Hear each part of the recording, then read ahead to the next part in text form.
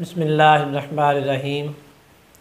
السلام علیکم ورحمۃ اللہ وبرکاتہ۔ عزیز طلبہ کرام، آج ہمارے سبق میں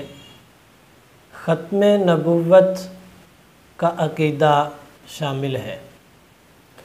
ختم نبوت سے مراد کیا ہے؟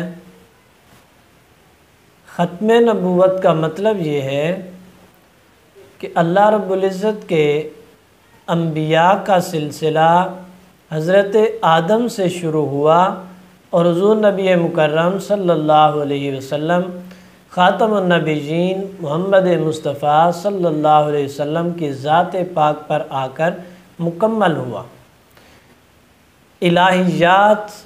اللہ رب العزت کے احکامات جو تمام انبیاء کرام لے کر انسانیت کو دے رہے تھے، انسانیت تک اللہ کے پیغام پہنچا رہے تھے، ان احکامات کی تکمیل، اس مذہب کی تکمیل جو کہ ہر نبی نے انسانیت کو دیا، حضور نبی مکرم صلی اللہ علیہ وسلم کی شریعت کے ساتھ ہو گئی۔ آپ کے بعد کوئی دوسرا نبی نہیں، یعنی اگر کوئی شخص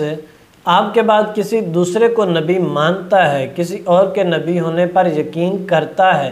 تو اس کا مطلب ہے کہ وہ بندہ رسالت محمدی صلی اللہ علیہ وسلم کو ناقص سمجھتا ہے،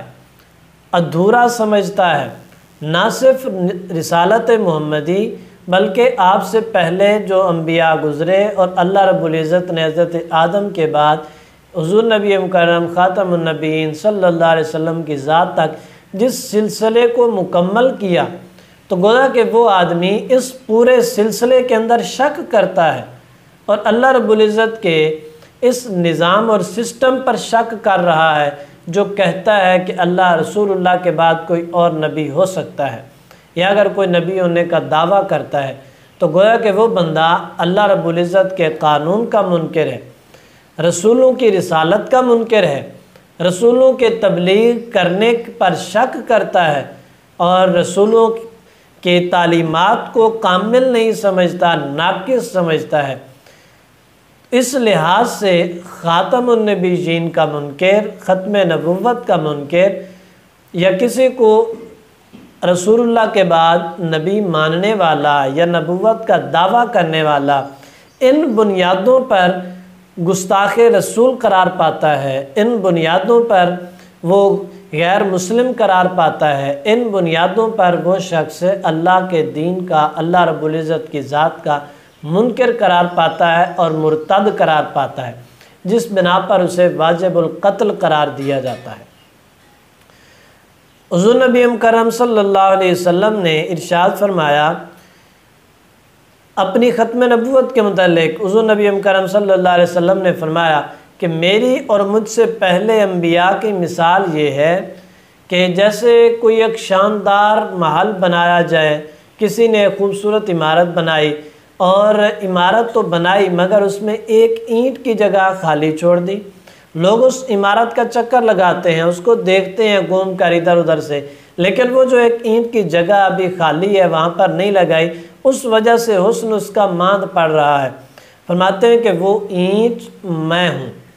یعنی اللہ رب العزت نے نبوت اور رسالت کی تعمیر کی، ایک عمارت بنائی، عمارت تعمیر ہو چکی، حضرت عیسیٰ علیہ السلام تک مکمل ہو گئی، مگر ایک اینٹ کی جگہ باقی ہے اور وہ تھے رسول اللہ صلی اللہ علیہ وسلم۔ فرمایا کہ ایک اینٹ کی جگہ باقی تھی، اللہ رب العزت نے مجھے بھیج کر اس کی تکمیل کر دی، اب میرے بعد جگہ ہی نہیں کسی کے آنے کی۔ اور پھر قرآن مقدس میں اللہ رب العزت ارشاد فرماتا ہے ما کان محمد ابا احد من رجالکم ولکن رسول اللہ وخاتم النبیین۔ فرمایا کہ محمد صلی اللہ علیہ وسلم تو تم میں سے مردوں میں سے کسی کے باپ نہیں ہیں، تم مردوں میں سے کسی کے باپ نہیں، وہ اللہ کے رسول ہیں اور خاتم النبیین ہیں۔ رب ذوالجلال نے آپ کو بیٹے تو عطا فرمائے، مرد اولاد میں دیے، مذکر اولاد دی، لیکن بچپن میں ہی ان کو اللہ رب العزت نے واپس لے لیے۔ پھر رب ذوالجلال قرآن میں فرماتا ہے کہ ان کا تو ہم نے بیٹا ہی نہیں بنایا، مرد اولاد ہی نہیں بنائی، یعنی مفسرین اور علماء اس کی توجیہ یہ کرتے ہیں کہ آپ سے پہلے جو انبیاء گزرے ان میں سے اکثر ایسے تھے کہ ان کی اولادیں نبی ہوا کرتی تھیں۔ اب اگر حضور نبی مکرم صلی اللہ علیہ وسلم کی اولاد مذکر جوان ہوتی اور آپ کے ان اولاد کے جوان ہونے پر اللہ رب العزت ان کو نبی نہ بناتا تو یہ ایک لحاظ سے باقی انبیاء کی برتری ہوتی کہ ان کی اولادیں بھی نبی بنی مگر رسول اللہ صلی اللہ علیہ وسلم کے اولاد بیٹا نبی نہ بن سکا۔ اور اگر حضور نبی مکرم صلی اللہ علیہ وسلم کا بیٹا آپ کی اولاد نبی بنتی تو آپ کے خاتم النبیین ہونے پر حرف آتا۔ تو اللہ رب العزت فرماتا ہے کہ ہم نے آپ کا مذکر بیٹا، آپ کی مذکر اولاد ہم نے دی نہیں کا مطلب یعنی دی اور پھر لے لی، آپ کو ہم نے مذکر کا والد ہی نہیں بنایا۔ اگر بنایا تھا تو بچپن میں ہی آپ کے بیٹوں کو ہم نے واپس لے لیا، تو وہ راستہ ہی بند کر دیا جہاں پر نبوت قائم کی جا سکتی تھی۔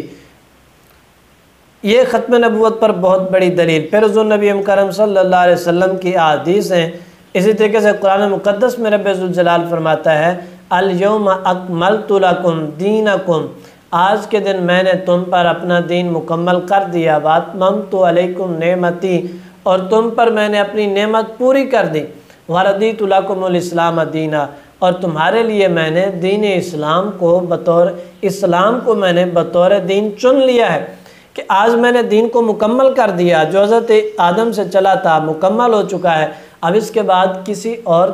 اب اس کی مزید تکمیل نہیں، کامل ہو چکا ہے۔ کسی اور کی تشریحات کی، کسی اور نبی کی، کسی اور شریعت کی، کسی اور کتاب الہامی کی کوئی ضرورت نہیں ہے۔ فرمایا کہ دین مکمل ہے، اور آخری مذہب جو اللہ کا پسندیدہ مذہب ہے اور پچھلے تمام مذاہب کی منسوخی کے بعد جو نافذ کردہ نظام ہے، جس نظام کو قیامت تک رہنا ہے اور جو نظام ہر معاشرے میں لاگو کیا جائے گا، فرمایا کہ اس نظام کے لیے میں نے اسلام کو منتخب کر لیے۔ تو یہ ختم نبوت پر بہت بڑی دلیل ہے۔ اب سوال یہ ہے کہ اگر کوئی شخص ختم نبوت پر یقین نہیں رکھتا تو کیا وہ واجب القتل ہے، مرتد ہے، اس کی سزا قتل ہے؟ تو جواب یہ ہے کہ وہ جو شخص جو مسلمان غیر مسلم ان کے اپنے مذاہب کے وہ ایک الگ معاملہ ہے، جو مسلمانوں کے اندر ہے، مسلمان ہونے کے بعد وہ شخص ختم نبوت کا انکاری ہو جائے تو مرتد قرار پائے گا،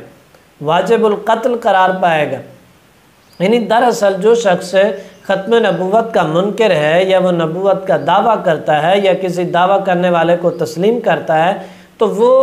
اسلام کا باغی ہے، وہ مرتد کا مطلب یہ ہے کہ وہ غدار ہے، اور غدار کی سزا ہمیشہ قتل ہی ہوا کرتی ہے۔ یعنی آپ یوں مثال لے لیں کہ آپ کے ملک میں چیف آف آرمی سٹاف موجود ہے، منتخب وزیر اعظم موجود ہے اور چیف سٹاف اپنے عہدے پر موجود ہے، مگر ایک شخص کھڑا ہوتا ہے، وہ کہتا ہے کہ جناب میں چیف آف آرمی سٹاف ہوں، میں چیف جسٹس ہوں، میں وزیر اعظم ہوں، میں صدر پاکستان ہوں، یہ سب میرے پاس عہدے ہیں، میں اپنا ایک دستور لاگو کرتا ہوں، میں ایک نیا دستور لے کر آتا ہوں، اور وہ اپنی حیثیت کو ان پر حاوی کرتا ہے، لوگوں کو اپنی طرف مائل کرتا ہے اور اس طریقے سے اپنے ایجنڈے کو معاشرے کے اندر پھیلاتا ہے۔ تو آپ کیا کہیں گے؟ اسے آزادی رائے کہیں گے؟ کیا آپ کہیں گے کہ یہ اس کا ایک عمل ہے جو اس کے ساتھ تعلق رکھتا ہے؟ کیا اس طریقے سے اتنی بات کر کے چھوڑ دیا جائے گا؟ یقیناً اسے غدار کہیں گے، اسے پھانسی پر لٹکا دیا جائے گا، اسے قتل کر دیا جائے گا، اور اسے کبھی بھی روشن خیالی کے لحاظ سے اسے قبول نہیں کیا جائے گا۔ تو اسی طریقے سے جو شخص نبی ہونے کا دعویٰ کرتا ہے یا کسی ایسے دعوے دار کو قبول کرتا ہے تو گویا کہ وہ اسلام کے اندر ایک غداری کے بیج کو بو رہا ہے، غدار ہے وہ خود بھی اور اس کے ماننے والے بھی۔ تو غدار کو کبھی بھی معاف نہیں کیا جاتا، وگرنہ تو ہمارے ملک میں اقلیتیں بھی رہتی ہیں، اسلامی نظام ہے باقاعدہ اقلیتوں کے متعلق، ذمیوں کے متعلق، مستامن کے متعلق، کہ غیر مسلم جو مسلم ریاست میں رہتے ہیں ان کے لیے باقاعدہ قوانین ہیں، آئین ہے، سسٹم ہے۔ تو یقیناً جو غدار ہوگا اس کے لیے کوئی آئین نہیں ہوتا، اس کے لیے کوئی سسٹم نہیں ہوتا، اس کے لیے ایک ہی قانون ہوتا ہے، ایک ہی نظام ہوتا ہے، ایک ہی سسٹم، ایک ہی آئین ہوتا ہے، یہ کہ اس کا سر قلم کر دیا جائے۔ تو یقیناً اسلام میں اس عقیدے پر کوئی کمپرومائز نہیں، اور اس کی سزا پر بھی کوئی کمپرومائز نہیں۔ یہ ایک مسلمہ عقیدہ ہے اور مصدقہ اسلام کا، قرآن اور سنت کا اور اجماع امت کا متفقہ مصدقہ